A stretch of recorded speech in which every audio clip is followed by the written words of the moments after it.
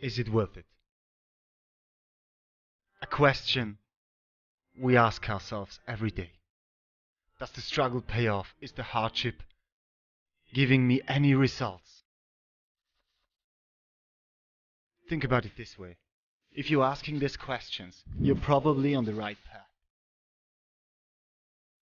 You're not sitting on your couch doing nothing. It's not supposed to be easy. If it would be easy, everyone would do it. Problems are here to make you stretch, to make you think, to make you get better. Don't focus on your problems. Focus on the solutions you're capable of doing step by step. Be better than you were yesterday, and you will find a way out. If reality fades into the unknown, there is a darkness inside of your heart. Doubt will come up and keep you where you are.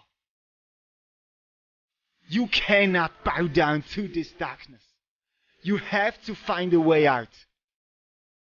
It's a challenge to make you think better than you feel and do better than you think.